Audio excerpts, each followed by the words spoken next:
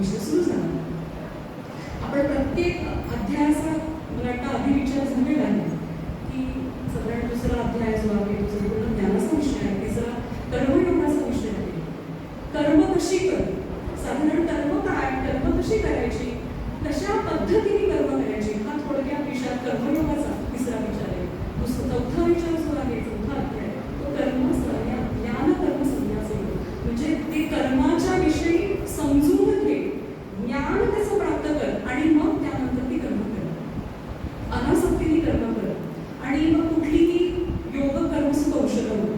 त्याचे जे स्किल्स आहेत, how to apply practical life, म्हणजे म्हणू ना अप्लाइड वेदांत, तसा तो विषय 4था अध्याय होतो. 5वा अध्याय काय विषय होतो?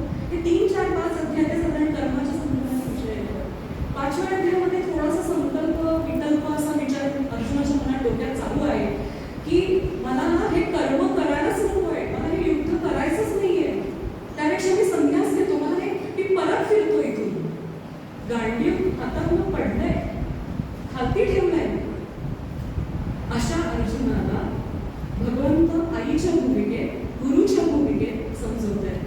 काय भाग्य, किती मोठं भाग्य अर्जुनाचं, आणि त्याच्याबरोबर त्याच्यामुळे संजय ऐकताय, धृतराष्ट्र पण ऐकताय, आणि त्या निमित्ताने सगळ्या विश्वाला हा सगळा गीतेचं तत्वज्ञान उपलब्ध झालं. आता 5वा अध्याय जो आहे तो कर्म संन्यास योग आहे. त्याच्यामध्ये मुख्य विषय असा आहे की कर्म आणि संन्यास, कर्मयोग आणि संन्यास या विषयाने कुठेतरी म्हणूयात की कन्फ्युजन निर्माण झालं की मी संन्यासच घेतो आणि हे कर्म वगैरे काही करायची मला आवश्यकता वाटत नाही, हे सगळं पाप माझ्या डोक्यावर चढेल, इतका मोठा जो वर्णसंकर होईल, इतकी मोठी क्षती होईल, इतकी मोठी हानी होईल, एवढं मोठं वॉर आहे. ह्या वॉरच्या फेस न करता मी माझा संन्यास जातो, आणि अशा पद्धतीने त्याची धारणा सुरू होते. मग 6वा अध्याय योगाचा विषय, असं नंतर विभूती योग आहे, विश्वरूप दर्शन आहे, मग भक्ती योगाचा विषय आला, क्षेत्र, हे सगळे एक एक क्रमाने त्यांनी विचार मांडत अर्जुनाला हळूहळू शतेश्वरी त्याला 17व्या अध्यायामध्ये आणलं.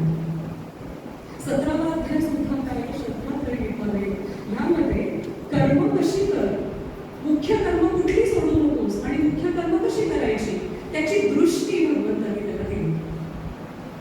आता 3रा अध्यायातला जो विचार होता तो कर्म कसं कर, की कर्म म्हणजे काय, हा एक सामान्य नॉर्मल विचार आहे.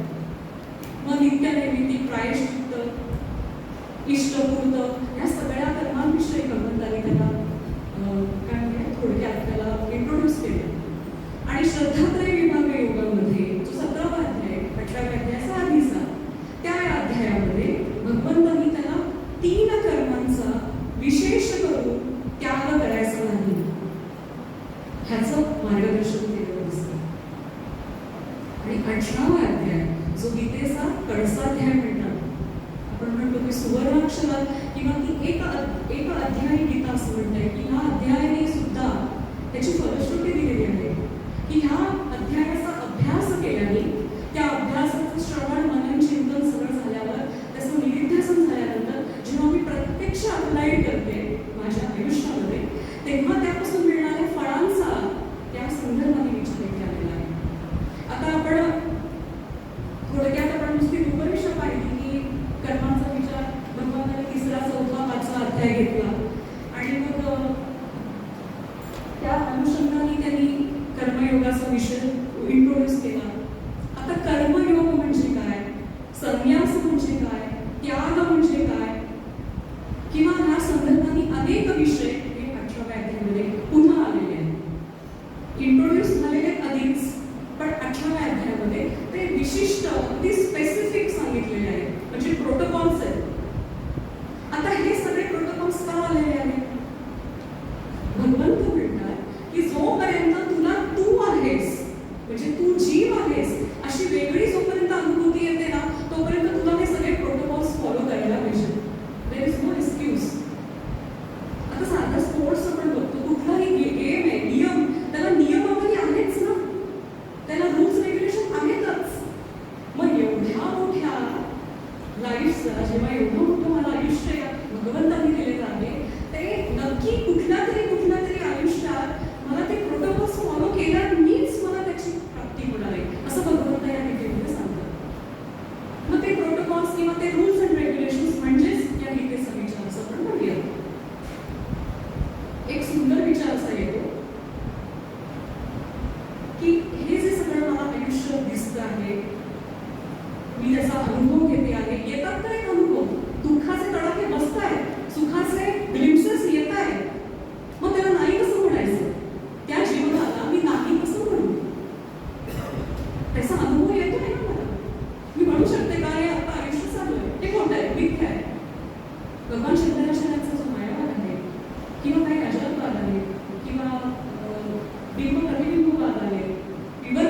आहेत असे अनेक वादांचा विषय वेगवेगळ्या वेदांत ग्रंथांमध्ये त्याचा अतिशय सुंदर त्याची मीमांसा झालेली आहे.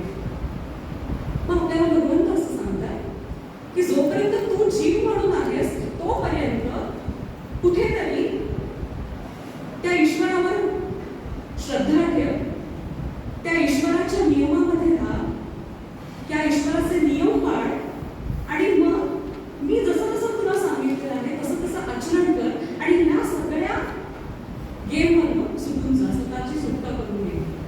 हाच तर कर्मविपाक आहे. हा जो सगळा जीवनाचा जो पसारा आपल्याला दिसतो आहे तो कुठल्या जन्माचं मी घेऊन आलेले आहे, कुठल्या जन्मात मी माझी कर्म, कुठल्या वासना, हे सगळे संस्कार मी घेऊन आलेले असल्यामुळे ते सुटण्यासाठी जे मला शिकवतं ते गीताशास्त्र आहे. वेगवेगळे धर्मशास्त्र ग्रंथ आहेत पण गीतेने आपल्याला एक्झॅक्ट ती दृष्टी आपल्याला भगवंतांनी दिलेली आहे. काही बऱ्याच म्हणूया तत्वज्ञानाने या गीतेवर अनेक प्रकारांनी भाष्य केलेलं आहे, त्याच्यावरची कॉमेंट्रीज उपलब्ध आहेत. पण आपल्याला नेमकी काय कॉमेंट्रीज घ्यायची किंवा नेमकं कुठला ग्रंथ घ्यायचा याचं योग्य मार्गदर्शन मात्र आपण आपल्या सद्गुरूंकडनं करून घेऊ.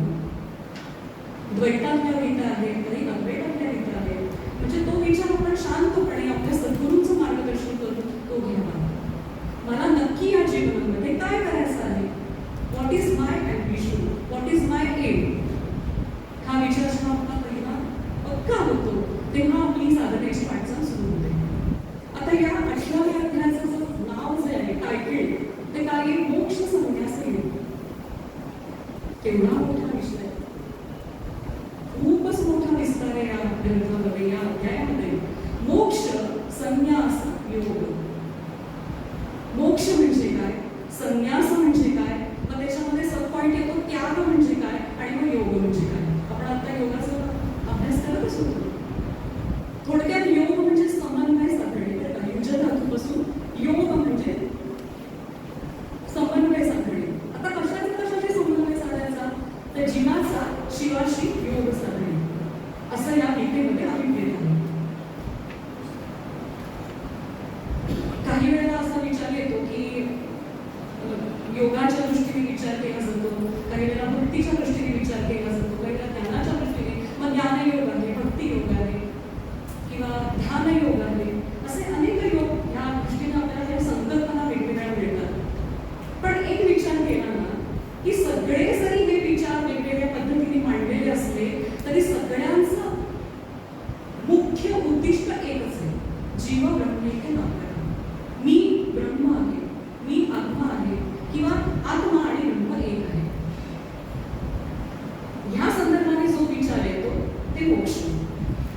आता मोक्ष म्हणजे काय, कारणासह सकल दुःख निवृत्ती परमानंदाची प्राप्ती. खूप मोठा डेफिनेशन आहे, त्याचा आवाजही खूप मोठा आहे, मला माहिती आहे. पण आपण थोडासा विचार करायचा प्रयत्न करू.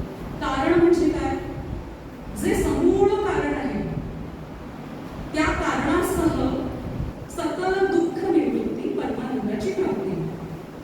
कार्य आणि कारण म्हणजे हे सगळं जे आपल्याला दृश्य दिसतं, हे सगळं विश्व दिसतं, ते कुठून आलं, कुठल्या तरी काहीतरी कारण आहे, देयर इज सम कॉज, त्या कारणातून हे कार्य आलं. हे तर आपण विश्वास ठेवतो, सायंटिफिकली हा विषय मांडता येतो. मग ते कुठून आलं, का ते भासतंय, का ते प्रत्यक्षात नाहीच आहे, तो केवळ एक भास आहे. हे जेव्हा हा विषय मला पटेपर्यंत मला कुठेतरी मानावं लागतं एक्स. ठीक आहे, मग हे कारण म्हणजे हे जीव आणि हा सगळा जगताचा पसारा.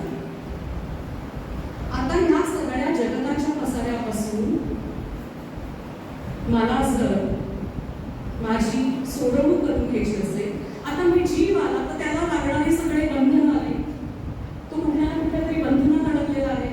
कर्तृत्व भोक्तृत्व भ्रांती आहे, सतत मीचा तगाडा त्याच्या मागे चालतो आहे.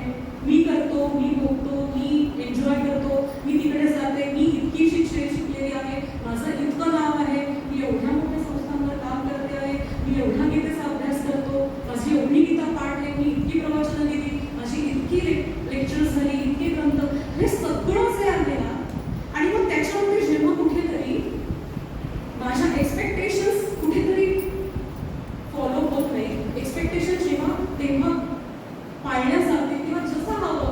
अपेक्षित आणि नियोजित इथे कुठेतरी जेव्हा झगडा येतो तेव्हा माझ्या दुःखाला सुरुवात आहे. आता दुःख म्हणजे काय आणि सुख म्हणजे काय? श्रीखंड खाल्लं, श्रीखंड पहिल्यांदा वाटलं खूप गोड आहे, खूप आवडलं, सुख झालं, आनंद झाला. आणि नंतर जेव्हा 10व्या फेरीला 10व्या वाटीमध्ये जेव्हा मला मी परत सेवन करते तेव्हा मला लक्षात येतं की मला पोटाला त्रास नाही लागलाय. तेच श्रीखंड दुःखामध्ये परिणित होतं. अशा प्रत्येक विषयाचा जेव्हा सुखांचा दुःखांचा मी विचार करते तेव्हा माझ्या लक्षात येतं की हे सगळं क्षणिक आहे. मग ह्याच्यापेक्षा वेदांत शास्त्र किंवा ही गीता मला नक्की कुठला परमानंद सांगते, नक्की कुठला आनंद सांगते? तर भगवद्गीता सच्चित आनंद हा विषय सांगते. सतरूप चितरूप आनंद. जो आनंद आहे कुठल्याच गोष्टीने तो कमी होणारा नाहीये. पदार्थ निरपेक्ष आनंद. कुठलाही पदार्थ न मिळता मी आनंदी होण्याची सोय या शास्त्रामध्ये दिलेली आहे. ते फक्त फॉलो करायचे, ते समजून घ्यायचं योग्य अशा अधिकारी पुरुषाकडून. आणि मग ते समजून घेतल्यानंतर मला त्याची कुठे ना कुठे ग्लिम्सेस येतात. मग मी वेदांचा अभ्यास करते किंवा मग काय म्हणूया श्रवण करते, मनन करते, त्याचं तेच आठवते, श्रवण मनन निधिध्यासन, आणि मग तेच होऊन जाणे. तो त्याचा आनंद एकरूप होऊनच घेता येतो. तो वेगळेपणाने आनंद घेता येतो असं वेदांत शास्त्र सांगतं. असा हा परमानंद, दॅट इज सुप्रीम ब्लीस आपण असं म्हणतो, तो परमानंद ही या मोक्षाची संकल्पना मांडलेली आहे. एक छोटंसं उदाहरण, 2-3 कथांचा पण आपण याच्यामध्ये विचार करतो. हत्ती आहे, बरं का, मोठा आवाडोळे हत्ती आहे. त्याला विचार करा, गवताच्या दोऱ्याने त्याला बंधन केलं. मुळात हत्ती त्याला गवताचं जे म्हणूया त्याच्याने दोरी बांधली आणि त्याला बंधनात बांधण्याचा प्रयत्न केला. शक्य आहे का? शक्य नाही आहे. तसंच माझं आहे.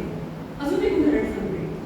एक उंटांचा कळप असतो. त्या उंटांच्या कळपाला माणूस त्यांना फिरायला घेऊन जात असतो नेहमी वेगवेगळ्या जागी, आणि नेमका तो दोरखंड त्यावेळेला विसरतो. ज्या जागी तो जातो तिथे साधू असतात. ते त्या माणसाला थोडासा त्रस्त होतो की आता मी या सगळ्या लोकांना उंटांना रात्री कसं काय मी यांना मॅनेज करतो, ते निघून जातील कुठेतरी निघून जातील, मग आता मी त्यांना कंट्रोल कसं करतो, तो विचार करत असतो की कसं करू. ते साधू येतात, त्यांना विचारतात अरे काय नक्की काय चाललंय तुझं, म्हणजे मी दोरखंड विसरलोय. म्हणे असं काम कर, तू रोज कसं बांधतोस त्या उंटांना, तू म्हणे तसं सेम तसं सगळं कर. जी प्रोसेस तू करतोयस ती तशी सेम प्रोसेस कर. त्यांच्या पाठीवरचा हात फिरव की ते लगेच खाली बसले. मग त्या उंट्याजवळ असं काहीतरी त्यांना केल्यासारखं दाखव की ते पुन्हा त्यांना असं वाटतं अरे वा मी बंधनात पडलो. आणि अशा पद्धतीने ते रात्रभर ज्या अवस्थेत तिथे त्यांना अपेक्षित होतं तसे ते बसून राहिले. दुसऱ्या दिवशी पुन्हा त्यांना उठण्यासाठी त्यांनी तसं तसं नाटक केलं की मग उठून गेले. असं सेम आपल्याला वाटतं आपण बंधनात आहोत, पण आपण बंधनात नव्हतो. आपण मुळात काय आहोत? सुखरूप आहोत. आपण मुळात सच्चित आनंद स्वरूप आहोत. त्या भगवंताचं स्वरूप माझ्यात आहे. हे जेव्हा माझं आणि त्याच्यातला द्वैतभाव संपेल, त्याच्यातलं आणि माझ्यातलं अंतर संपवणं म्हणजे ही साधना, म्हणजे हा वेदांत. आमचे सद्गुरू डॉक्टर काका म्हणतात की 90% वेदांत अभ्यास हा तयारीचा आहे. म्हणजे काय? ही सगळी तयारी मला पहिले करून घ्यायची आहे, आणि जेव्हा ती तयारी होते तेव्हा कुठेतरी सद्गुरू येतात आणि तो सगळा जो भाग मधलं जे डिस्टन्स आहे ते कमी होऊन जातं आणि जे व्हायचं ते होऊन जातं. आता हे असं आहे शास्त्र की त्याला वेद सुद्धा नेती म्हणतात त्या आनंदाविषयी. तर आपण पण एक पंचदशी नावाचा मोठा ग्रंथ आहे, त्याच्यामध्ये आनंदाचे सुद्धा 5 प्रकार दिले. जो सुप्रीम ब्लीस आहे त्याचे सुद्धा 5 प्रकार दिले की त्या आनंदाची परिणिती मला कशी कशी कशी कशी होते. विषयानंद आहे, अद्वैतानंद आहे, किंवा त्याच्यामध्ये योगानंद आहे. योग मुनी जे आहे त्यांचा होणारा आनंद. आनंद हा एकच आहे, पण त्याचा जो वेगवेगळ्या ठिकाणाहून ते मिळण्याचे जे पद्धती आहे त्यामुळे मला त्या आनंदाचे 5 प्रकार वाटतात. असं पंचदशीमध्ये हा विषय खूप सुंदर आहे. तर असा हा कारणासह सकल दुःख निवृत्ती परमानंदाची प्राप्ती, मीच ब्रह्म आहे असा विचार करणं म्हणजे आपण दोन गोष्टींचा विचार केला आणि त्यानंतर 5व्या अध्यायामध्ये असा विचार आलेला आहे की असा जो ऋषी आहे, असा जो मुनी आहे, असा जो योगी आहे, जो स्वतःच्या सगळ्या सेन्सेसला कंट्रोल करतो, जो राग, रोग, मोह, मद, मत्सर या सर्वांना सुटलेला आहे, तो मोक्षास प्राप्त होतो. आता हे सगळं मी ऐकलं, ठीक आहे, मान्य, पण हे मला याच देहात शक्य आहे का? तर सगळे संत सांगतात याची देवी याची डोळा भोगुमुक्तीचा सोहळा. ही ह्या देहात हे घबाडे समर्थ म्हणतात, नरदेव हे मोठं घबाडे, ते ओळखा, त्याचे पॉझिटिव्ह पॉइंट्स ओळखा. आता जे झालंय ते झालंय, त्याच्यामध्ये स्वतःला अपराधीच्या पिंजऱ्यात उभं नका करू. आता इथून पुढे जे काय आहे त्याचं तरी एन्गेजमेंट करा. आणि मग असा विचार येतो की अशी व्यवस्था मला या देहामध्ये जर आहे तर मग मी त्या व्यवस्थेचा, त्या यंत्रणेचा अभ्यास करते का? ती एन्गेज करते का? तर ती मी नाही करत आहे. किंवा मी करते आहे पण मला योग्य मार्ग मिळत नाहीये, किंवा मी करत आहे पण कुठेतरी मला बंध येत आहे, कुठेतरी अडथळे येत आहे, कुठेतरी माझी अडवणूक होते, कुठेतरी मी फसते आहे. मग हे सगळं जे आहे ना, हे सगळं ओळखण्याचं काम सद्गुरू करतात. इथे प्रत्यक्ष भगवंत सद्गुरू रूपाने अर्जुनासाठी करतायत. आपण विचार करू की जशी भगवंताने गीता सांगितली तशी ती माझ्यासाठी मी काय अप्लाय करू शकते याचा आपण सगळ्यांनी विचार करू. आणि वेदांचे महावाक्य आहे तत्त्वमसि, अहं ब्रह्मास्मि, अयम आत्मा ब्रह्म, प्रज्ञान ब्रह्म. ही 4 महावाक्य आहेत. या 4 महावाक्यांच्या आधाराने हे जीवा तुला त्या शिवापर्यंत पोहोचण्याचा प्रोसेस आहे, ती तयारी तुझी होईल. आता गीतेचा जर मुळात विचार केला तर पहिले 6 चॅप्टर जे आहेत ते जीवाच्या संदर्भाने आलेले आहेत. त्वम म्हणजे तू. पुढचे जे 6 चॅप्टर्स आहेत ते तत् म्हणजे काय? ते म्हणजे काय? जे तत्व आहे, जे सुप्रीम तत्व आहे, ते तत्व म्हणजे ब्रह्मतत्व, त्या संदर्भाने सगळा गीतेचा विस्तार आलेला आहे. आणि नंतरच्या 6 अध्यायांचा विचार हा असे या पदाने आलेला आहे, म्हणजे ते दोन्ही जीव आणि शिव हे एकरूप आहे. या एकरूपतेच्या संदर्भाने पुढचा विस्तार आलेला आहे. अशी ही भगवद्गीता 6, 6, 6, 6, 18 अध्याय अशा संदर्भाने त्याचा विस्तार आलेला आहे. आणि मग हा विचार करत करत आपल्याला मोक्षाची संकल्पना कुठेतरी समजून घेता येते. आता पहिला विचार झाला मोक्षाचा. मग संन्यास म्हणजे काय? संन्यास म्हणजे काय? हे सगळं सोडून देणं, वस्तुतंत्र आणि संग, संगत्याग आणि वस्तुत्याग या संदर्भाने संन्यास म्हणतात. आता मी ह्या काळात आत्ताचं जे 21 शतक आहे त्या काळामध्ये सगळे संन्यास घेऊन बसणं अपेक्षित आहे का? तशी शक्यता आहे का? तशी शक्यता नाहीच आहे. मग प्रॅक्टिकल काय आहे? किती भगवंत प्रॅक्टिकल आहे, त्यांनी केवढा विचार करून ठेवला.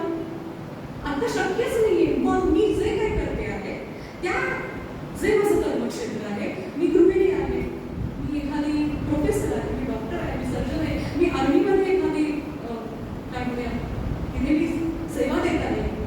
ज्या ज्या क्षेत्रात तू आहेस त्या क्षेत्रामध्येच राहून तुला कर्मयोग करता येईल आणि त्या कर्मयोग will be at par with संन्यास, असं भगवंतांनी पुढे पाठवून दिलेलं आहे. फार सुंदर विषय पुढे आलेला आहे. आपण नुसतं जस्ट इंट्रोडक्टरी म्हणून संन्यास हा विषय घेतला आणि त्यानंतर त्यागाचा विषय येतो.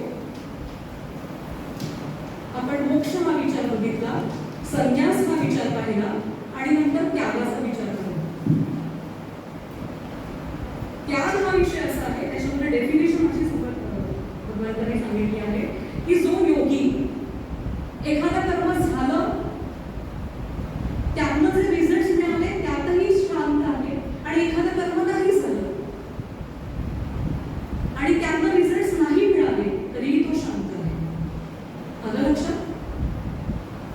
रिझल्ट मिळाले, एखादं कर्म पूर्ण झालं, आनंद मिळाला, कर्म पूर्ण झालं, रिझल्ट मिळाले.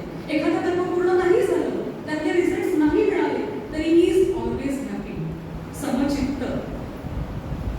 म्हणजे त्यांनी त्या फळाचा तिथे त्याग केलेला आहे असं आपल्याला समजून घ्यायचं आहे. हा त्यागाचा विषय इथे येतो. योगाचा पण विषय पाहिला. आता हा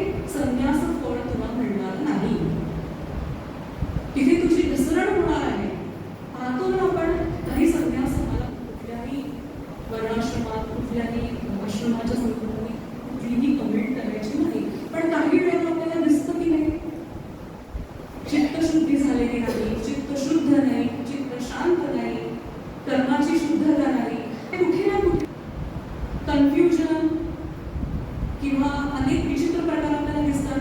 अध्यात्म क्षेत्रात सुद्धा आपण बघतो सगळीकडे भेसळ आहेच ना. सगळ्या क्षेत्रामध्ये भेसळ ही आगळीच आहे. आणि म्हणून याचे प्रॉब्लेम, याचं कारण असं आहे की जे प्रत्यक्ष भगवंतांनी सांगितलं ते मी फॉलोच करत नाही. तो कर्मविभाग, तो कर्मसिद्धांत मी समजूनच घेत नाही. त्यामुळे ज्या ठिकाणी मी आहे त्या ठिकाणीच मला भगवंताची प्राप्ती होण्याची संपूर्ण व्यवस्था आहे. याच जगात, याच घरात, याच देहात, याच ठिकाणी हे भगवंतांनी प्रतिपादन केले. आणि आपण कोणी सर्वसामान्य माणसाने केलेलं नाहीये, हे प्रत्यक्ष भगवंताचंच प्रतिपादन आहे. मग ह्या संदर्भाने पहिले जे 6 श्लोक आहेत त्या श्लोकांच्या निमित्ताने 4 मतप्रवाह दिसतात. काही जण सकाम कर्मांचा त्याग म्हणजे संन्यास म्हणतात, बरं का? म्हणजे कुठलंही कर्म त्याच्या मागे एक्सपेक्टेशन्स न ठेवणं, हे सोडून देणं म्हणजे संन्यास. 4 मतप्रवाह भगवंतांनी 18व्या अध्यायाच्या पहिल्या 6-7 श्लोकांमध्ये मांडलेले आहेत. आता धर्म किंवा श्री गुरु या संदर्भाने मग स्वतः म्हणतात नको, व्यवहारामध्ये व्यवहाराचे नियम पाळायचेच आहेत मला. मी जर नोकरी करते आहे तर मला तिथे योग्य मोबदला अपेक्षा ठेवणं अपेक्षितच आहे. तिथे मी फ्री ऑफ कॉस्ट सर्व्हिसेस देऊ शकत नाहीये. पण जिथे धर्म आहे, जिथे श्री गुरु आहे, जिथे समाजकारण आहे, समाज हित आहे, अशा ठिकाणी तरी तू सकाम सोडून दे. हा विचार. दुसरा विचार, सर्व कर्म फलत्याग, सर्व कर्मांचा फलत्याग म्हणजे सर्व कर्म करायची पण त्यापासून मिळणारं जे फळ आहे त्या फलांचा त्याग, हा म्हणजे संन्यास. असा एक मतप्रवाह दिसतो.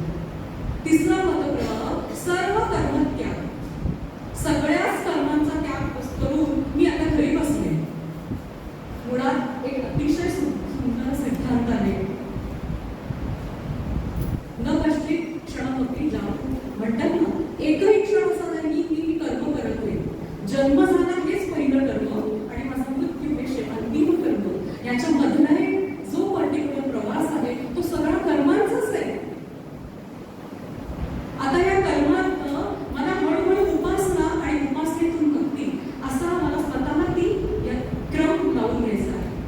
त्यामुळे मी कर्म सगळं सोडून देते असं शक्यच नाहीये. म्हणून भगवंत म्हणतात की हे 3 मतप्रवाह आहेत, पण माझा view, what is my law, तर तो लॉ असा आहे की कुठलाही तू चतुर्थाश्रमापैकी कुठल्याही आश्रमात आहेस,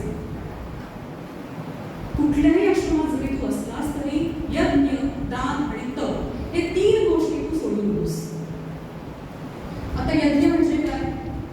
पूर्वी आपण उपनिषदांमध्ये, वेदांमध्ये, पुराण काळात आपण बघत होतो की कसे वेद करत, कसे यज्ञ होत असत. काही सकाम यज्ञ, काही सर्व जगाच्या कल्याणासाठी यज्ञ होत असत. पण आता भगवंत म्हणतात की आता तशी शक्यता आहे का? नवचंडी यांना फार कमी ठिकाणी होतो, कारण तशी प्रोटोकॉल्स पाळावे लागतात. तसं मला शक्य आहे का? मग आता जे माझ्या पर्टिक्युलर कपॅसिटीमध्ये आहे तसा यज्ञ मी कसा करायचा? तर ज्ञान यज्ञ कर, ध्यान यज्ञ कर, नाम यज्ञ कर. जिथे बसलाय तिथे नाव घे. यज्ञ काय? यज्ञ म्हणजे यजन किंवा काय म्हणूयात त्याला, एखाद्या गोष्टीची उपासना करणे. मग यज्ञाची म्हणजे जी उपासना आहे ती मला घरी बसून करता येते. मग असा नाम यज्ञ कर, ध्यान यज्ञ कर, जप यज्ञ कर, असे यज्ञाचे प्रकार तू स्वतःला असं वर्ड करून घे. हा झाला यज्ञाचा प्रकार. पूर्वी अनेक यज्ञ होत होते. तुम्हाला यज्ञाचे अनेक प्रकार आपल्याला उपनिषदांमध्ये मिळतात. दान कर. दान म्हणजे काय?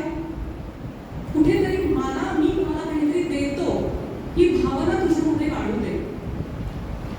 म्हणजे मग आता त्याच्यातही प्रोटोकॉल्स आहेत, त्याचेही नियम आहेत भगवंतांनी सांगितलेले की मी त्याला एखादी गोष्ट दिली मग त्यांनी माझ्या व्ह्यूज प्रमाणे डान्स करणं अपेक्षित आहे का?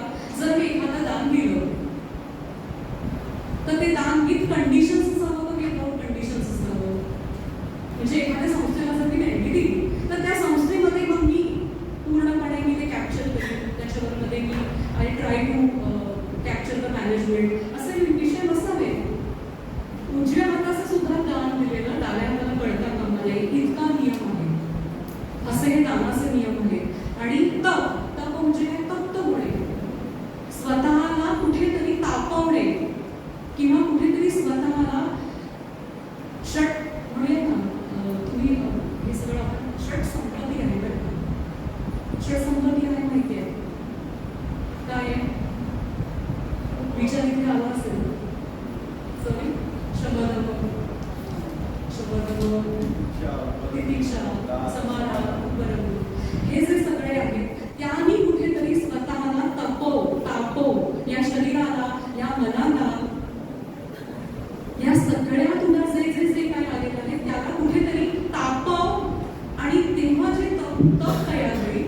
मग काय म्हणूया, कोणी 12 वर्ष उपासना करतं, कोणी नामजप यज्ञ करतं, कोणी काय म्हणूया. एक खूप सुंदर उदाहरण येतं भगवंतांनी भागवतामध्ये ही कथा येते बरं का. कात्यायनी व्रताचं गोपिकांनी आचरलेलं होतं. कात्यायनी व्रत ऐकलं असेल, तुम्हाला माहिती असेल. पण त्या व्रताचं असं होतं की वस्त्र नसताना त्यांनी भगवंताची उपासना केली. तर भगवंतांनी त्यांना दाखवून दिलं की हे असं तामसिक तप करू नका. मग आता त्याच्यामध्ये सुद्धा ते तपाचे नियम आहेत. ते पुढे त्याचा विस्तार आलेला आहे की आपले जे त्रिगुण आहेत, सत्व, रज आणि तमो, ह्या 3 गुणांप्रमाणे ती कर्म बदलतात. याचा विस्तार खूप सुंदर आलेला आहे. इतका अप्रतिम हा विस्तार आहे भगवंतांनी मांडलेला की 3 गुणांचा पगडा माझ्यावर कसा आहे आणि ते 3 गुण मला कसं नाचवतात या जीवाला, त्याचं सुंदर उदाहरण भगवंतांनी या 18व्या अध्यायात दिलेलं आहे. 3 गुणांनुसार माझी कर्म बदलतात. 3 गुणांनुसार कर्ता आहे, 3 गुणांनुसार ज्ञान आहे, 3 गुणांनुसार तप आहे, 3 गुणांनुसार सुख आहे. अशा 3 गुणांनुसार कशी सुख तामसिक, सुख सात्विक, सुख राजसिक असे कॉन्सेप्ट बदलतात. असा विस्तार भगवंतांनी पुढे 18व्या अध्यायामध्ये दिलेला आहे. आता यज्ञ, दान आणि तप हा आपण विचार केला. तर यज्ञ म्हणजे काय, दान म्हणजे काय, तप म्हणजे काय, हे 3ही क्रिया, हे 3ही कर्म काही झालं तरी ते तू सोडायचं नाहीयेस. हे फॉर शुअर 100% लॉकी आहे. आता भगवंतांनी सांगितलेला नियम आहे, त्यामुळे त्याला सुप्रीम लॉ आहे, सेटल्ड लॉ आहे. आता तो चॅलेंज करणार की त्याला देयर इज नो अपील, तुम्हाला ऍक्सेप्ट करायचं. त्यामुळे मला त्याच्या पुढे कुठेही जायचं नाही. मग आता हे मला करण्यासाठी आहे त्या शरीरामध्ये मी हे कसं स्वतःसाठी लावून घेऊ शकते. प्रत्येक माणसाची वस्तुस्थिती वेगळी आहे. कोणी लहान मुल आहे, कोणी शाळेत मुलगा आहे, कोणी 18 वर्षाची मुलगी आहे, कोणी 80 वर्षाचा वयस्कर वृद्ध आहे. असे जे प्रत्येक जीव आहे त्या जीवाने आपापल्या परिस्थितीनुसार हे सगळं करायचं आहे. त्यामुळे आता हे नियम लक्षात आले की तो जन्मल्यापासून मरेपर्यंत कर्म आहे, कर्माचा नियम आहे, कर्माचा कर्म विभाग आहे आणि त्यामधले नियम आहेत. मग ते कर्म मला कर्मयोगाच्या द्वारे त्याचं फल सोडून मग ते संग त्याग करा, काही वस्तू त्याग करा. वस्तू त्यागाचा आणि संग त्यागाचा एक विचार येतो भगवद्गीतेमध्ये की फॉर एक्झाम्पल एखादी मी गोष्ट केली, म्हणजे आता मी आईस्क्रीम खाल्लं. आपण दुसरा विचार करू, मी गाडी घेतली आणि त्या गाडीने मी जे जे एन्जॉय केलं ते सगळं मला मिळालं. त्या गाडीचे जे फ्रुट्स होते ते मला मिळाले. पण क्षणात मला असं विचार आला की आता मला हे कशासाठी हवंय सगळं. मग तो काय करू शकतो, एक तर ती गाडी मला तरी देऊन टाकतो, गिफ्ट करेल. नाहीतर तो काय करेल, गाडी स्वतःच्या गॅरेजमध्ये ठेवेल आणि स्वतःच्या मुलाला टीव्ही देऊन टाकेल.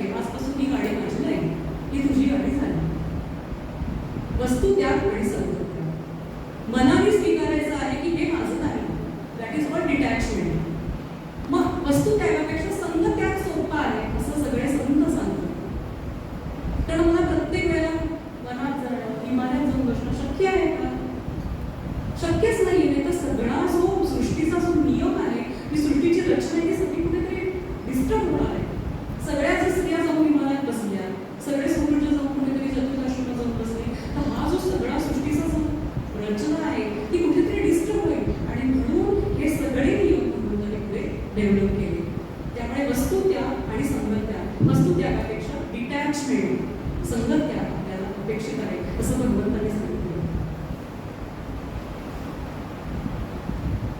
तिथे अनेक श्लोक येतात गीतेमध्ये, अनेक श्लोक आले की त्या श्लोकांच्या आधाराने भगवंतांनी संन्यास म्हणजे काय, मोक्ष म्हणजे काय, त्याग म्हणजे काय, या सगळ्या कॉन्सेप्ट समजून दिल्या आहेत. मग खरा संन्यासी कोण आहे? 5व्या अध्यायात श्लोक आहे, खूप सुंदर श्लोक आहे. शक्नोती हैवयं सोडून प्राक शरीर विमोक्षणा काम क्रोधो भवं वेगम संयुक्त सुखी नरा. जो काम क्रोध या सगळ्यांना आवडतो आणि फक्त मी आत्मतत्व आहे, मी ब्रह्मतत्व आहे, मी आत्मरती आहे, मी आत्मक्रीड आहे, अशी त्याची तयारी झालेली आहे, इतक्या तयारीचा माणूस हा संन्यासी आहे. हे समजा ह्याच्या आधीचे जे सगळे आहे ते सगळे एक तर ते त्या तयारीला लागलेले आहे, कुठेतरी त्या प्रवासात आहे असं आपण समजायचं. मग असा संन्यासी कोण आहे जो मोक्षास प्राप्त होतो? त्या संदर्भाने गीतेमध्ये अनेक श्लोक आलेले आहेत. त्या श्लोकांचा आपण सविस्तररित्या अभ्यास करावा, हे श्लोक पुन्हा पुन्हा पाहावे, त्याचं पुन्हा पुन्हा चिंतन करावे. एक जडभरताची कथा आहे, ते बरं का. जडभरत नावाचा अतिशय विद्वान काय म्हणूया एक ऋषी तपस्वी होते. त्यांच्या 3 जन्मांची कथा येते.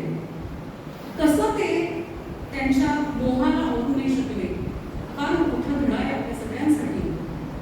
अतिशय तपस्वी असं तपोपूत जीवन होतं आधीचं, आदल्या जन्माचं. आणि त्यांच्या डोळ्यासमोर असा एक असा प्रसंग घडतो की गर्भार अशी हरिणी त्यांच्या डोळ्यासमोर मरते आणि त्या बाळाच्या साठी त्या ऋषींचा तिथे जीव अडकतो.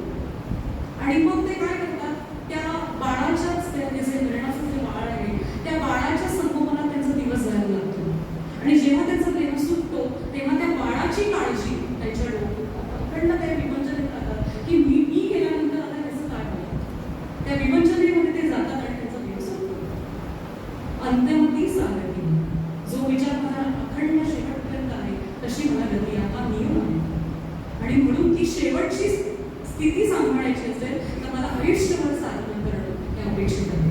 तेव्हा माझ्या तोंडात नियम येणार, तोंडात रामकृष्ण नाही येणार आहे. नाही तर ते शक्य नाही आहे, शक्यच नाही आहे. श्रीराम हे नाव यायला सुद्धा अनेक वर्ष जन्मांची साधना होणं अपेक्षित आहे. येतं का म्हणजे ते नाव? कितीतरी आपण असे प्रसंग बघतो, शेजारी मोठा भागवताचा मोठा प्रसंग तिथे सोहळा चाललेला असतो, काही थोडेच त्याच्यामध्ये साधन येऊन बसतात, काही जण नाही जावंसच वाटत नाही तिथे.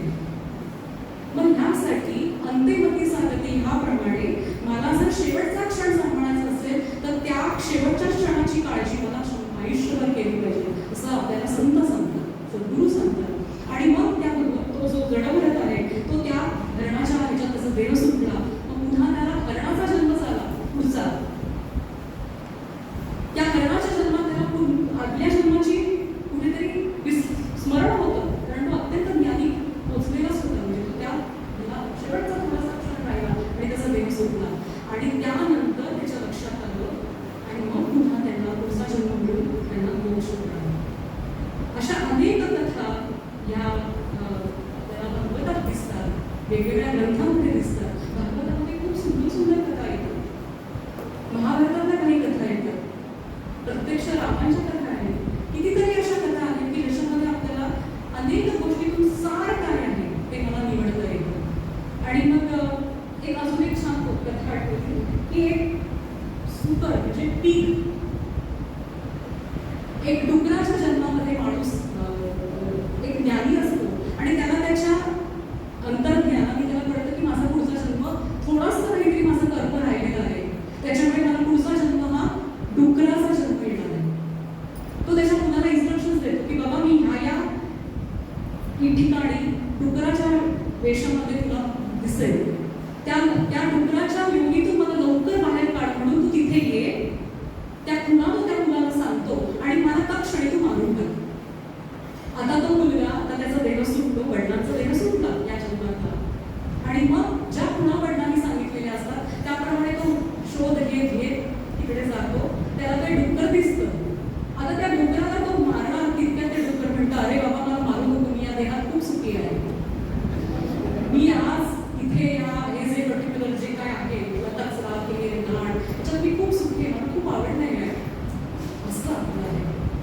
जिथे मी जातो तिथे मी रमते आणि मुख्य जे काय मला मिळवायचं आहे ते माझ्यापासून सुटून जातं. आणि म्हणून या सगळ्या गोष्टींचा मला विचार शांतपणे समजून घेणं हेच मला सोल्युशन आहे. त्याच्याशिवाय सोल्युशनच नाही. विचार करणं. मला गडाला 100 फेऱ्या मारायला आवडतात, मला सगळी व्रत करायला आवडतात, मला तीर्थयात्रा करायला आवडतात. हे करायचंच आहे. ही उपासनेचं एक अंग आहे. ते करणं अपेक्षितच आहे. पण ते म्हणजे सर्वस्व नाही. त्याने मला मोक्ष मिळणार नाही. त्याने जे माझं जीव एक ब्रह्म अनुभूती आहे ती मला मिळणार नाही. त्यासाठी मला त्या ज्या योग्य तो विचार आहे तो विचार केला पाहिजे असं संत म्हणतात. आणि म्हणून वडाला फेऱ्या मी मारल्या मिळणार आहे पुण्य. पापात्मुखे आहे ना, नियम आहे ना. पुण्यात्मुखे आहे ना. जे पुण्य आहे ते मला कुठे नेतं? स्वर्गात नेतं. आणि पाप जे आहे ते मला नरकात नेतं. या सुद्धा कॉन्सेप्ट सेपरेट मांडलेले आहे. आणि मला शुद्ध पुण्य हवं आहे. म्हणजे कुठेतरी या देहामध्ये आपण म्हणतो की नाही मनुष्य जन्म कसा मिळतो? मिश्र फळ. एकतर अतिशय वाईट विकृत फळ म्हणजे ती असुरी योनीमध्ये मी जन्म घेतो, किंवा अतिशय चांगलं फळ म्हणजे मग मला कुठेतरी देवयोनी किंवा अशा योनीत जन्म होतो, किंवा जे कुठेतरी बॅलन्सिंग होतं जेव्हा पाप पुण्यांचा तेव्हा मला मिश्र फळ मिळतं. आणि मग त्या मिश्र फळामध्ये मला या मनुष्य जन्माचा प्राप्ती होते. आणि मग भगवंत म्हणतात की त्या जन्मातच ही सगळी सोय आहे. त्यामुळे हा जन्म सोडू नकोस. या जन्मामध्ये आता तरी झालं, आता तरी समज आता हे तुझं कर्म आहे. तू युद्धाला आलेला आहेस. गांडीव हातातनं टाकू नकोस आणि हे युद्ध कर. हे सगळे मी मारलेले आहेत, आधीच मेलेले आहेत ते सगळे. तू फक्त कर्म कर ना. कशासाठी विचार करतोस? त्याच्यानंतर काय फळ होणार आहे, त्याचं पाप काय चढणार आहे, पुण्य काय, हा विचारच करू नको. मी तुला सांगतोय असं बघून त्याला वारंवार सांगतात. आणि मग गीता हळूहळू पुढे पुढे सरकते. आणि भगवंत त्याला आठव्यात अजून काही विषय सांगतात की कर्म कशी करायची, ज्ञान कसं होतं. मग त्याच्यात त्यांनी सात्विक ज्ञान, राजस ज्ञान, तामस ज्ञान सांगितलं आहे. सात्विक म्हणजे काय? मला अखंड इच्छा होते ईश्वराची होते, किंवा सत्व गुणाच्या लोकांमध्ये मी राहायला लागते. सत्वाविषयी जाणून घेण्याची माझी प्रवृत्ती प्रबळ होते. सत्वगुणाचा पगडा असल्यामुळे मला सात्विक ज्ञानाची वृत्ती वाढवीच लागते. राजस ज्ञान म्हणजे काय? मी अखंड हे जे लौकिक ज्ञान आहे, कमर्शियल आस्पेक्ट्स मला प्रत्येक गोष्टीनं गेन मिळलं. मग त्याच्या संदर्भानेच माझे सतत नियम चालू राहतात, व्यवहार चालू राहतो. आणि तामस म्हणजे काय? तामस ज्ञान इथे त्यांनी असं सांगितलंय, खूप छान सांगितलंय का? तामस ज्ञानामध्ये त्यांनी असं सांगितलंय की जे मला माझ्या मुख्य उद्दिष्टापासून दूर नेतं ते सगळं तामस. म्हणजे जोपर्यंत मी अज्ञानी आहे, या मी समजावं, मी पहिले रिझ्यूम करा, पहिले तू मान तू अज्ञानी आहेस, तेव्हा तुला कुठेतरी त्याची ओढ लागली. त्यामुळे फर्स्ट ऍक्सेप्ट की तू कोण आहेस, तू कुठल्या स्टेजवर आहेस, त्याचं मूल्यमापन तू स्वतःच स्वतः कर. दुसऱ्याचं मूल्यमापन करण्यासाठी मी आलेलोच नाहीये. स्वतःच स्वतः आत्मपरीक्षण कर. असे हे 3 प्रकार, 3 गुणानुसार सत्व, रज आणि तम. ज्ञानाचा 3 विचार, कर्म 3 गुणानुसार बदलतो. मग दुसऱ्याचं चांगलं आपण करून जातो जाता जाता. 4 नियम आहेत बरं का.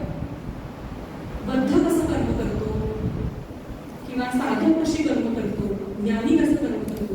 स्वामी गोविंददेवकरांनी एका प्रवचनामध्ये सांगितलेलं आहे. हा नियम खूप सुंदर विषय त्यांनी मांडला. त्यांनी असं सांगितलं की कर्म आवश्यक आहे, पण कर्म करत नाही तो बद्ध. कर्म आवश्यक आहे, करतो पण आहे तो साधक. कर्म आवश्यक आहे आणि करतो पण आहे तो साधक. कर्म आवश्यक नाही आणि करतही नाही. म्हणजे सगळे सिनियर सिटीजन्स होईल, सगळं कर्तव्य पूर्ण झालेलं आहे, आता काही करणंच नाही, कर्तव्य संपलेलं आहे सगळं. हा तिसरा गट आहे. आणि जो परम जे सिद्ध असतात, जे संन्यासी आहेत, स्वामी गोविंददेवकडे बघा, अख्खं आयुष्य त्यांनी संन्यासाश्रम, योगी विवेकानंद बघा, मोदींसारखे असे अनेक कर्मयोगी, कर्मसंन्यास, कर्माचा त्यांनी इतक्या सुंदर डेफिनेशन स्वतःच्या वागण्याने आपल्याला समोर नावं ठेवलेली आहे. जो कर्म आवश्यक नाही पण कर्म करताय जगाच्या कल्याणात संतांच्या विभूती. जो चौथा गट आहे तो परमसिद्धांचा गट आहे. मग असे जे 4 कर्मांचे जे प्रकार आहेत ते समजून घे. मग त्याच्यामध्ये मी काय करू शकते, मी काय करू शकते स्वतःच्या डेव्हलपमेंटसाठी. मला स्वतःची डेव्हलपमेंट करायचीच आहे. पहिले स्वतःचा उद्धार करायचा आहे. जेव्हा स्वतःचा उद्धार होईल तेव्हाच तर मी दुसऱ्याचा विचार करू शकते कुठेतरी. जेव्हा माझं पोट भरलेलं असेल तरच मी दुसऱ्याचा विचार करेन ना.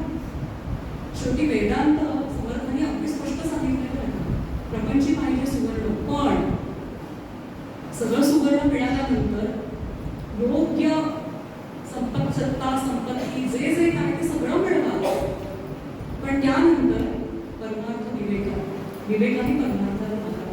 असं स्पष्ट शुद्ध संतांनी वेगवेगळ्या पद्धतीने आपल्याला मार्गदर्शन केलेलं असतं. आणि मग हे सगळं झालं. काही कर्मांचे त्यांनी नियम सांगितले, कर्मांचे प्रकार सांगितले. नित्य, नैमित्तिक, काम्य, इष्ट आणि मूर्त. नित्य नैमित्तिक म्हणजे काय? स्नान, संध्या, वैष्णव हे सगळं मला करायचंच आहे बरं का, हे पण समजून घ्या. नंतर प्रायश्चित्त म्हणजे काय? समजा माझ्याकडनं काही चुका झाल्या, जे मला करायचं नाही ते मी चुकून केलं, इंटेन्शनली अनइंटेन्शनली जरी झालं तरी त्याला आपल्या शास्त्रांमध्ये काही सोल्युशन्स दिलेले आहेत. दॅट इज कॉल्ड प्रायश्चित्त. किंवा श्राद्ध हे सुद्धा नैमित्तिक कर्म आहे बरं का, नित्य कर्म. म्हणजे श्राद्ध विधी सुद्धा आपल्यामध्ये पितरांच्या प्रति ऋण आहे ते आपल्याला करायचं असं भगवंताने सांगितलं आहे. त्यामुळे नित्य, नैमित्तिक, प्रायश्चित्त, इष्ट आणि पूर्त. पूर्त म्हणजे काय? समाजाच्या संदर्भाने काही नियम, काही कर्म करता येतील. हॉस्पिटल्स बांधणं, चॅरिटीज करणं, डोनेशन्स देणं, कुठल्या तरी चांगल्या रिलीजियस इन्स्टिट्यूशन्सना मदत करणं, हे सगळे जे प्रकार आहेत ते इष्टपूर्तमध्ये येतात. आणि जे सगळ्यात प्रोहिबिटेड, दॅट इज कॉल्ड निषिद्ध कर्म, जे कधीही कुठल्याही स्टेजमध्ये करायचं नाही. आता गंमत काय होते माहिती का? ही कर्म जेव्हा मी करत असते तेव्हा इष्टकर्म मी करत नाही बरं का. गंमत कुठे होते माणसाची, जीवाची, म्हणजे माझी पण. सगळं हे मी मला स्वतःसाठी म्हणून सांगते, तुम्हाला काही सांगायला आलेली नाही. जे काही चिंतन आहे ते फक्त मी माझ्यासाठी म्हणून मांडण्याचा प्रयत्न आहे. गंमत कुठे होते? नित्य नैमित्तिक राहूनच जातं. पूजा करावीशीच वाटत नाही, पूजा नकोच नाही. आता ती पूजा माझ्यासाठी सांगितलेली, ती भगवंताला नकोच आहे ना. तो तिथला अख्ख्या ब्रह्मांडाचा तो स्वामी आहे. त्याला काय तुम्ही देणार? कसले नैवेद्य देणार? कसले तुम्ही वस्त्र देणार आणि कसले अलंकार देणार? आता कितीतरी ब्रह्मांड अजून शोध लागलाय. अशा सगळ्या ब्रह्मांडांचा हा जो जगन्नायक उभा आहे, काय हवं आहे आपल्याकडे? हे माझ्या शुद्धतेसाठी मला उपासना करायची, हा विसरच नसतो. त्यामुळे मी ते काहीतरी कर्म कटकट होतो. तो कर्मयोगाचा विचार कर्म कटकटीत रूपांतर होतो. असा प्रकार होऊ द्यायचा नाही. आणि मग काय होते? गडबड कुठे होते? भेसळ कुठे होते? नित्य नैमित्तिक सुटून जातात. प्रायश्चित्त कधीतरी करायचं म्हणून किंवा करता येत नाही. आणि सगळ्यात म्हणजे निषिद्ध कर्म मात्र की आवश्यक आवडीने करतो. आणि त्यामुळे हे जो सगळा इम्बॅलन्स होतो, माझा जो सगळा पाप पुण्याचा जो सगळा जो दुखापट आहे भगवंताकडे, तूच आहे तुझ्या जीवनाचा शुद्ध आहे ना. हे मोठं वाक्य आहे, महान वाक्य आहे. कशासाठी आहे? भिऊ नकोस, मी तुझ्या पाठीशी आहे. निर्भय हो, पण मी जे जे सांगितले त्यानुसारच तू वाग ना. ते नको, ते विसरायचं नाहीये. ही प्री कंडिशन्स आहे. तूच आहे तुझ्या जीवनाचा शिल्पकार. ह्यामध्ये सगळा वेदांत आला ना. प्रारब्ध आणि प्रयत्न, सगळा वेदांत हाच आहे. संपूर्ण कर्म जर तू सगळी दैवावर ठेवलीस, असेल माझा हरी तर ते नाहीये नियम. 100% प्रयत्न कर आणि मग जर नाही आलं तर that is your destiny. So just leave it now. Don't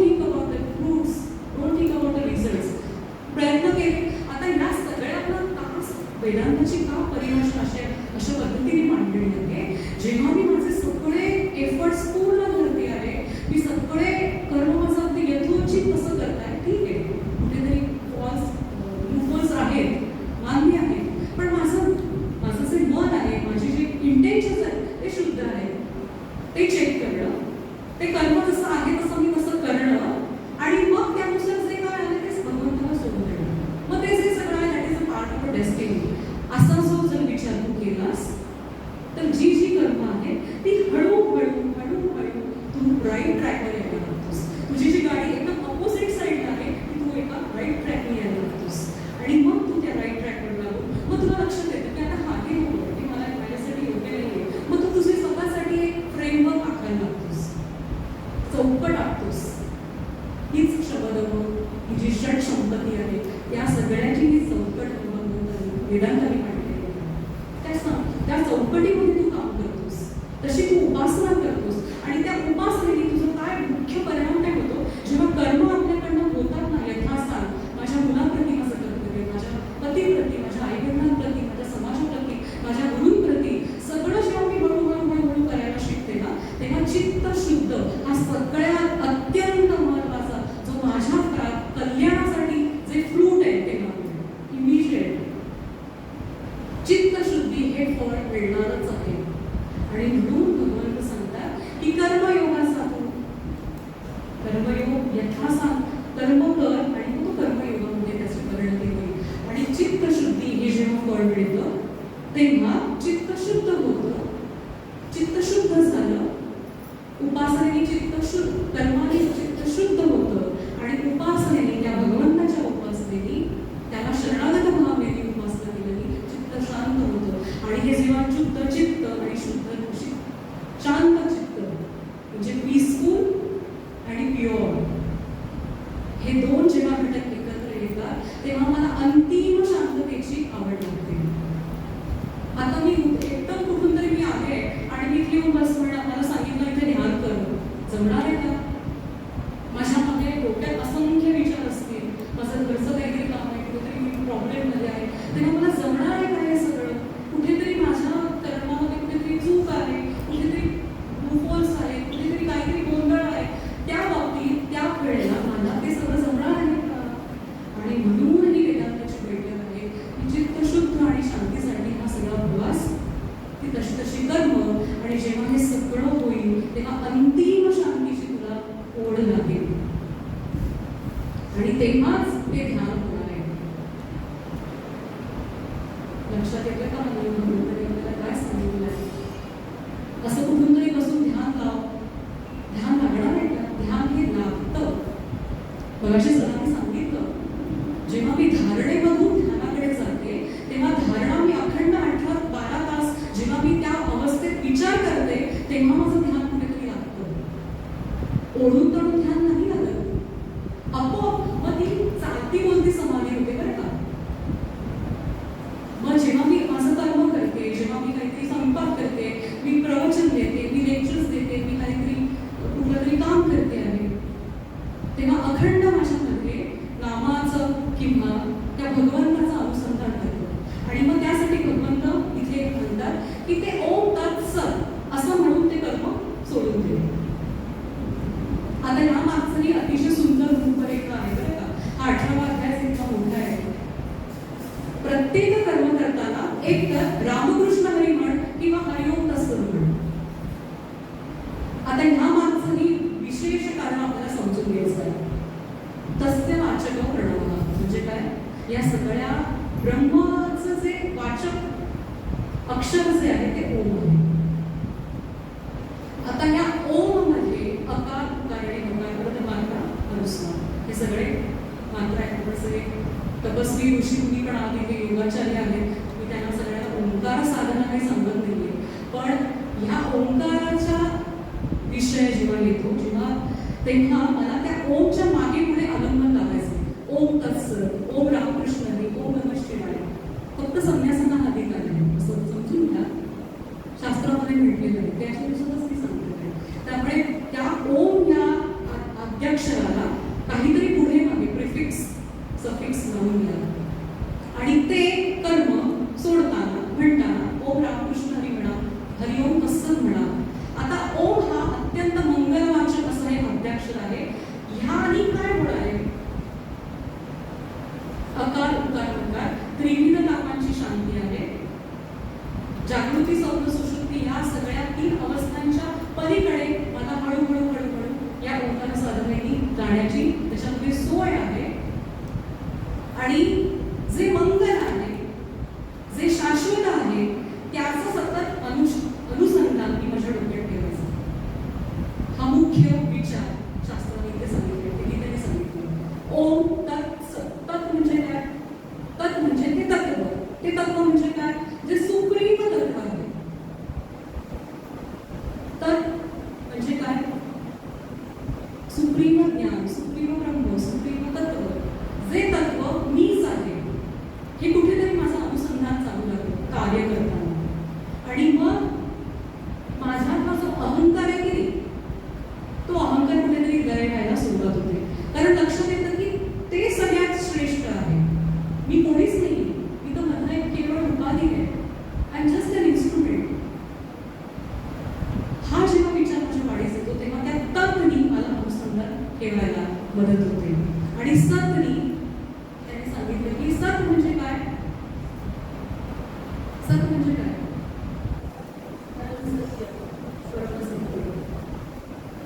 अजून अजून कोणी सांगेल?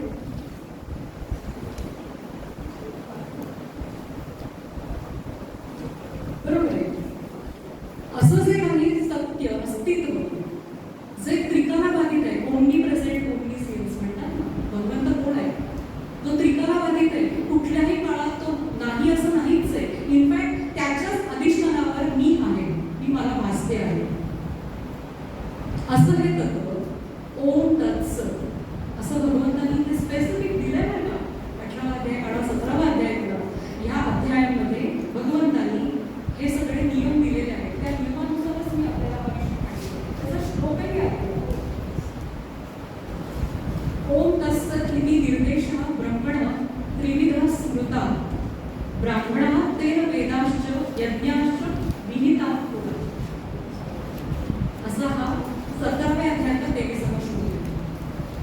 या ओम तत्सतनी मला जे अंतिम शाश्वत ध्येय आहे त्या तत्वाकडे मी बघते आणि त्याचं अखंड अनुसंधान राहतं. त्यामुळे माझे जे सगळे विशेष नियम आहेत, म्हणजे एखादं कर्म मी केलं, झालं, मी नाचला, लागलं एक बघायला, हे सगळं मीच केलं, त्या सगळ्याचा करता धरता मीच आहे, हे सगळं सुटलं. आणि आपलं जे बागडणं आहे की नाही, आपण छोट्या छोट्या गोष्टीमध्ये खूप स्वतःला अगदी मी केवढं आणि द बिगेस्ट अचीवर आणि ग्रेट सक्सेस असं ते सगळं स्वतःला जे नावं असतं ते कुठेतरी आपण इतकं मोठं आम्हाला तत्व बघितल्यानंतर आणि आपण कोण त्याच्या माहिती काहीच नाही. निमित्त मात्र म्हटलंय ना, आपण फक्त उपाधी आपला विचार, हा विचार आपल्या डोक्यामध्ये राहतो. आणि ओम तत्सतनी, ओम रामकृष्ण हरीनी त्या भगवंतांशी माझी सतत अनुसंधान राहतं. तो सुप्रीम आहे हा भाव माझा कुठेतरी जागृत होतो आणि हळूहळू अशा पद्धतीने माझा विचार सुरू होतो. आणि म्हणून अलंघ्य कुठलंही कर्म, आता गंमत बरं का, एक श्वेत मला वाटतं कठोपनिषदामध्ये कथा येते. कठोपनिषदामध्ये ती कथा आहे की त्या कठोपनिषदामध्ये कथा आहे की एक यज्ञ असतो आणि त्या यज्ञामध्ये एक ऋषी असतात. ते ऋषी गायी देतात याज्ञिकांना दान म्हणून. पण त्या गायी ज्या देतात ते भाकड गायी असतात. म्हणजे काय? ज्या दूध देत नाही किंवा ज्या हे ठरलेल्या आहेत. तर आता गंमत अशी आहे, तो त्यांचा जो ऋषीपुत्रच आहे तो अरुणी नचिकेताची कथा आहे. तर नचिकेताच्या या कथेमध्ये नचिकेत म्हणतो की हे अशा पद्धतीने हे दान होऊच शकत नाहीये. वडील अशा पद्धतीने जो यज्ञ करत आहेत त्या यज्ञाच्या पूर्तीनंतर जे याज्ञिक आहेत, जे अत्यंत विद्वान असे इथे पुरुष आलेले आहेत, त्यांना हे अशा भाकड काही देणं योग्य नाही, अधर्म आहे. ते खूप त्रस्त होतात, खूप म्हणजे त्यांना खूप खूप उद्वेग येतो आणि ते त्यांच्या वडिलांना सांगायला लागतात की अशा पद्धतीने करणं नाहीये, असं दान नाही अपेक्षित. ज्या दानाने ज्या माणसाला आपण जे दान देतो आहे त्याला त्याचा संपूर्ण फायदा मिळाला पाहिजे. त्या दानामध्ये मला कुठेही माझी वासना राहिली नाही पाहिजे. संपूर्ण निरपेक्ष भावनेने याच्याकडे रिटर्न्स कुठलेही नको. जर मी कर्म केलं, असं जर मी दान दिलं, तर ते दान त्या भगवंताला ते सहज ऍक्सेप्ट होणार आहे. तर ते दान त्या भगवंताच्या चरणाला अर्पण केल्याचं पुण्य मला मिळणार आहे. आणि ते पुण्य कुठलं? शुद्ध पुण्य. आता सत्व रज तम ह्या 3 गुणांचा पगडा मनुष्याकडे आहे. पण भगवंत असं म्हणतात की सत्वातीत शुद्ध व्हायचं आहे. म्हणजे मी सत्वात आहे ते सुद्धा मला विसरायचं आहे. तो शुद्ध सत्व किंवा जी शुद्ध पुण्याची अवस्था आहे, अशा पद्धतीने मला विचार करायचा आहे की मी राजस आता म्हणजे फॉर एक्झाम्पल बरं का,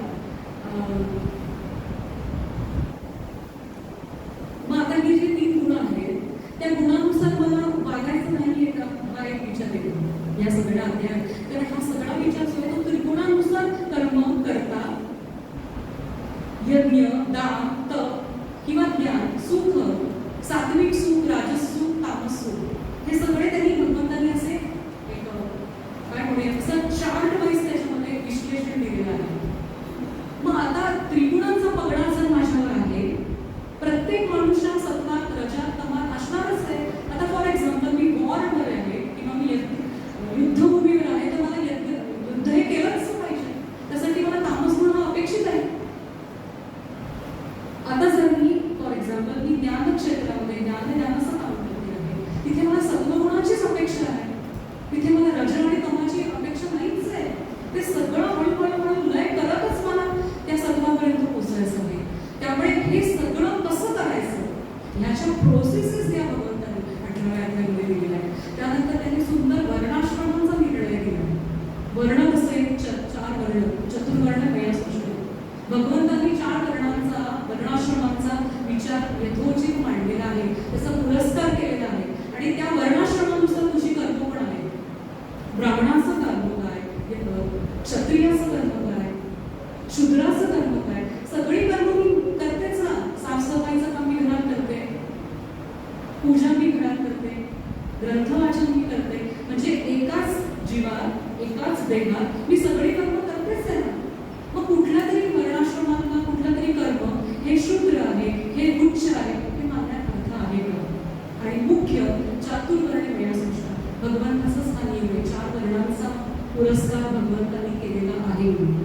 त्यामुळे हे सगळं झूट आहे, हे सगळं खोटं आहे. हे जे हल्ली आजकाल हे जे एक विचार प्रणाली जी डेव्हलप दिसते आपल्याला समाजामध्ये झालेली, त्याचा कुठलाही पगडा आपल्याला होऊ देऊ नये.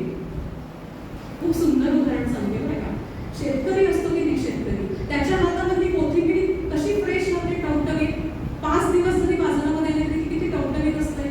तीच कोथिंबीर एखाद्या दुसऱ्याच्या हातात गेली, त्याचं ते निहित कर्म आहे. गवळ्याचं जे दूध आहे बघा केटलीमध्ये, किटली येतो आणि दिवसभर त्या उन्हात तो दूध घेऊन फिरत असतो. त्याच्याकडचं दूध नसतं का? तो गवळी आहे, त्याच्याकडचं दूध नसतं का? कधीतरी असेल, पण जनरली हा नियम आहे बघा. पण त्यानुसार ही सगळी सृष्टी चालते की नाही पहा. ब्राह्मणाचं नाव हे तसंच चालेल, तो सत्वानीच परिपूर्ण पाहिजे. तर यज्ञ, दान, तप किंवा ज्ञान यज्ञ केलाच पाहिजे. शूद्राचं नाव सेवाभाव आहे, ऍक्सेप्ट करा ना. आणि हे ब्राह्मण पण करतो आहे, हे क्षत्रिय पण करतो आहे. आता फक्त त्याच्यामध्ये कुठेतरी मिक्स अँड मॅच आहे. हे सगळं क्षुद्र आहे, सगळं खोटं आहे. हे करून आपल्याला काही साध्य होणार नाही. ही विचार प्रणाली आपण समजून घ्यायला पाहिजे आणि त्यासाठी गीतेचा अभ्यास करायचा. आता अशा पद्धतीने भगवंताने सांगितलं की जेव्हा असे सगळे तुझे कर्म होतील, जेव्हा असा तुझा हळूहळू कर्माचा जेव्हा विचार होईल, तेव्हा तुझा कर्मयोग सिद्ध होईल. आणि त्या कर्मयोगातून तुझी निष्काम कर्म आणि नैष्कर्म्य सिद्धीकडे तुझी वाटचाल होईल. आता नैष्कर्म्य सिद्धी हे सुद्धा एक मोठं इथे प्रकरण आलेलं आहे, फार मोठं प्रकरण आहे. जे शंकराचार्यांच्या शिष्य जे सुरेश्वराचार्य त्यांनी नैष्कर्म्य सिद्धी नावाचे ग्रंथ दिलेले आहेत. त्याच्यामध्ये हे सगळे नियम त्यांनी दिलेले आहेत. अनेक मतप्रवाह होते, त्या मतप्रवाहांचं खंडन केलेलं याच्यामध्ये दिसतं. ज्या अनेक चुकीच्या विचार प्रणाली होत्या, त्या विचार प्रणाली त्यांनी त्या अतिशय सॉफ्टली बाजूला सारून योग्य विचार प्रणाली त्यांनी तिथे एस्टॅब्लिश केलेली असते. असा तो नैष्कर्म्य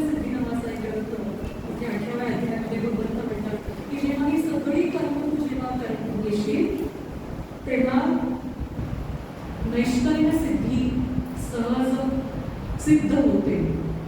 आता हे खूप मोठं बोल्ड स्टेटमेंट आहे, खूप मोठा विचार आहे, विषय आहे. असक्त बुद्धी सर्वत्र जितात्मा विगत स्पृहा नैष्कर्म्य सिद्धी परम संन्यासेनादि गच्छति. 18व्या अध्यायात 49वा श्लोक आहे.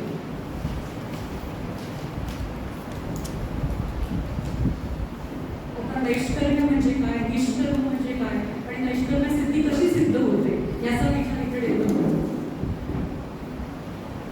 भगवंतांनी असं सांगितलेलं आहे की कर्म केल्यानंतर त्याची फळाला प्राप्ती होतच नाही, अशी जी अवस्था आहे ती नैष्कर्म्य सिद्धीची अवस्था आहे.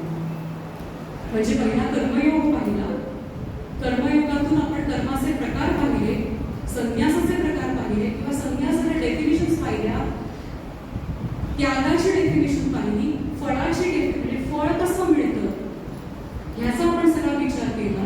आणि आता भगवंत आपल्याला नैष्कर्म्य सिद्धी म्हणजेच थोडक्यात ब्रह्मावस्थेचा आपल्याला विचार देईल. त्याला वेगळं नाव दिलं, अवस्था तीच आहे, आनंदाचीच अवस्था आहे, पण त्याला थोडंसं नाव त्याने वेगळं दिलंय. कर्माच्या संदर्भाने तो विषय मांडला म्हणून त्याला नैष्कर्म्य सिद्धी असं त्यांनी मांडलेलं आहे.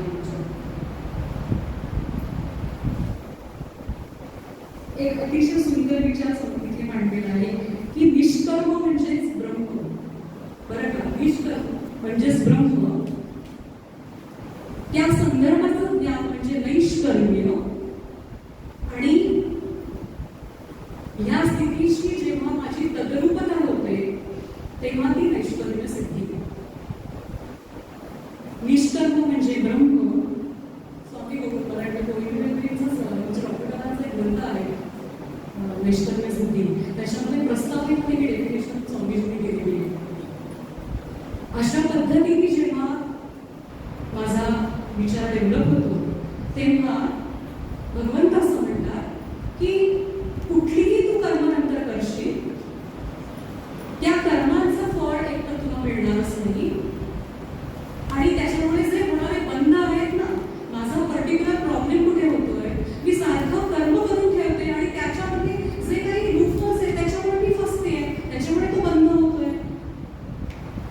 पण इथे जो जीवनमुक्त आहे, जो नैष्कर्म्य सिद्धीला पोहोचलेला आहे, जो कर्मयोगी आहे, जो संन्यासी आहे, त्या माणसाची स्थिती काय होते की त्याने कुठलीही कर्म केली म्हणजे अर्थात शास्त्रसंमत कुठलंही कर्म करून भेटलं, पण त्याचं फळ त्याला मिळत नाही आणि त्यामुळे कुठलंही बंधन तयार होत नाही. त्याच्यानंतर त्याची ही अंतिम अवस्था आहे. त्याच्यानंतर जन्म मरण हे सगळं संपलं, त्या सगळ्यातून तो बाहेर आलेला आहे आणि कुठलीही बंधनं नसल्यामुळे तो एकतर जीवनमुक्त होतो किंवा विवेक होतो. याची देवी याची डोळा भोगू तिचा सोहळा. अशा अनासक्त भावनेने तो नैष्कर्म्य सिद्धीस पोहोचतो. तो निष्काम कर्म कसा म्हणजे प्रवास आहे बघा. असा एक आपण चार्ट काढला ना 18व्या अध्यायाचा, काय एका ध्येय अध्याय गीता असं म्हटलेलं आहे. हा सगळ्याचा कळस अध्याय का म्हटलेला आहे, तर ह्याचं सुंदर एक सिस्टम, एक मेकॅनिझम भगवंतांनी इथे आपल्याला या अध्यायाच्या द्वारे समजून दिलं आहे.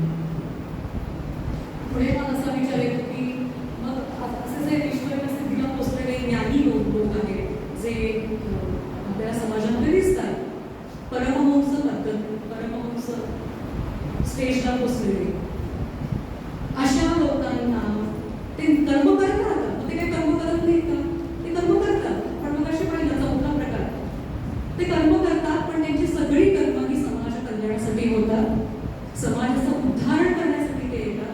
मग ती भगवंताच्याच विभूती आहे असं समजून त्यांची आपण पूजा करायची, त्यांचं म्हणणं आपण ऐकायचं. अशा संतांच्या सहवासात मला जायचंय, अशा संतांचा सहवास मला घडावा म्हणून त्या भगवंताकडे प्रार्थना करायची. आणि मग जे व्हायचं ते होऊन जातं. ते आपल्याला असे जे परिपूर्ण ज्ञान आणि ज्ञानयोगी असे जे आहे, जे अत्यंत उच्च अवस्थेत परमहंस सिद्ध अवस्थेत पोचलेले आहे, अशाच नैष्कर्म्य सिद्धीच्या पुरुषाकडनं आपल्याला जर मार्गदर्शन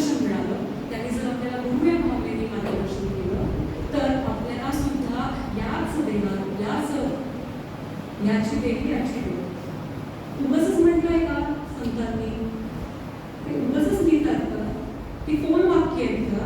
त्यांनी स्वतः अनुभव घेतलाय, त्याच्यावर विश्वास ठेवा. आपला प्रॉब्लेम काय आहे ना, श्रद्धेमध्ये आपला विश्वासात किंवा श्रद्धेमध्ये कुठेतरी आपला प्रॉब्लेम आहे. तिथे आपली श्रद्धाच बसत नाही. कारण इतकं सोफिस्टिकेटेड आपलं आयुष्य झालेलं आहे ना, की मला दाखवा तरच मी विश्वास ठेवणार. सगळ्या गोष्टी मला जर दिसल्या, मला अनुभव आला तरच मी विश्वास ठेवणार, असं नाही आहे ना.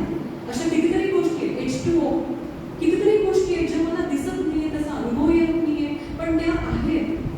तसं कुठेतरी ही शास्त्राची बैठक आहे, अशी पद्धत प्रक्रिया आहे, अशा प्रोटोकॉल्स आहेत, हे कुठेतरी हळूहळू विश्वास ठेवा, त्याप्रमाणे कर्म करा माझ्यासकट. आणि जसं सोन्याचा दागिना समुद्रात थेंब फुटा, तो थेंब वेगळा काढला की तो थेंब असा दिसला, पण तो पुन्हा त्या समुद्रात सोडला की तो समुद्रच आहे. तसं मी हा जो जीव आहे तो या भगवंताचाच एक अंश आहे. त्या भगवंतानीच मला या देहात पाठवलेला आहे. मला एक उदाहरण असं आठवतं, लग्नाला जातो आपण, ज्या लोकांनी इन्व्हिटेशन दिलेलं असतं त्या लोकांच्या इन्व्हिटेशन्स आपण स्वीकार करतो, छान ड्रेसअप होतो, गिफ्ट्स देतो, सगळ्या काय गोष्टी करतो, छान उत्तम भोजन घेतो. पण प्रॉब्लेम नाही काय होतो, इतके ते पती पत्नी बिझी असतात त्यांच्या व्यस्त स्केड्यूलमध्ये, किंवा ते रिसेप्शनची तयारी, मग गंमत काय होते, आपल्याला वेळच नसतो, आपण भोजन घेतो आणि त्यांना भेटच निघून जातो. तशी आपली कुठेतरी काय होते गोष्ट होते की ज्या भगवंताने मला दिलेला आहे हा जन्म, ज्या भगवंताची भेट घेण्यासाठी मी इथे आलेले आहे, ते मी विसरूनच गेले. आणि ह्या बाकीच्या तो त्याचाच खेळ आहे ना, तोच रचतोय आणि तो बघतोय गंमत, तो बघतोय आणि खेळ रचला त्याने सापडा. त्याच्यात आपण छान डोंगरासारखं म्हणतात ना, तसं मी छान माकडासारखं खेळतोय, नाचतोय, इकडे जा तिथे जा, आज इथे, आज काय इथे यांचं योग हे छान आहे, इकडे त्यांचं हे छान आहे, मला बोलायचं नाही, पण असं सगळं आहे ना. मग हे सगळं प्रपंचात दिसतं, हे परमार्थात दिसतं, सगळीकडे हे दिसतं. हे होऊ नये म्हणून एक संप्रदाय, एक गुरु, एक शास्त्र, एक न्याय प्रणाली, कुठला तरी एक योग, ज्ञानयोग आहे, भक्तियोग आहे, ध्यानयोग, कुठलं तरी काहीतरी तुझ्या स्वतःला ओळखून गुरुनी जे सांगितलं आहे त्यानुसार तो प्रकार तू कर आणि पराभक्तीकडे जायचे, भगवानाच्या भक्तीला जा. आणि ते तेव्हाच तुला त्या निष्कर्षतेचा तुला अनुभव येईल, कुठेतरी त्याची प्राप्ती होईल, असं सांगितलंय. त्वमेव शरणं गच्छ सर्वभावेन माता, सर्व सोडून मला शरणागत हो. आणि अशा पद्धतीने पाशच, आता तू शोक करू नको, भगवंत सांगतात तसं मला सुद्धा सांगतात की आता तू शोक करू नको, जे काय आहे त्या वस्त्रांची तयार हो आणि त्या युद्धाला तयार हो. आणि भजन तयार झाले तरीशी वचन, आणि त्याने ते युद्ध केलं. तसं हे माझं आयुष्य म्हणजे युद्धच आहे. प्रत्येक क्षणात, प्रत्येक जागेवर मला युद्धाचा प्रसंग आहेच आहे. सगळ्यांना सुरळीत आयुष्य नाहीच आहे. मग हे सगळं मला करण्यासाठी हा विद्येचा मला अप्लाइड वेदांत, मला प्रत्यक्ष जीवनामध्ये अप्लाय कसं करायचं हे मला माझे गुरु शिकवतात, माझ्या धर्मशास्त्र शिकवतात. आणि त्यांना विश्वास मात्र ठेव, त्या विश्वासात मात्र कुठे कमी पडू नकोस, हे तर मग संपूर्ण तो एक यंत्र गुणानी आहे. अखंड ते सत्र सुरू आहे, अखंड सुरू आहे. त्या व्हील माहिती ना, त्याचं आपण बघतो की ते व्हील चालू आहे, अखंड फिरत आहे. तसं मी सतत फिरते, या देहातून त्या देहात, त्या देहातून देहात, कुठेतरी मी थांबली आहे. असं होतंय का? नाही होतंय, कारण मला सारखं सतत एक देह सोडून दुसऱ्या देहात हे अखंड सुरू आहे.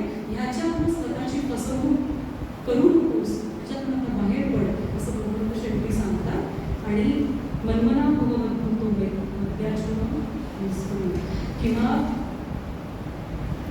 मागे वैश्य सत्यम ते प्रतिज्ञाने सो असा भक्त आहे, तोच मला प्रिय आहे, तोच मला येऊन मिळतो, असं भगवंताचं आश्वासन आहे. आता त्या आश्वासनावर विश्वास ठेवा, असं भगवंत सांगतात. तुमच्या सर्वांच्या सकट माझं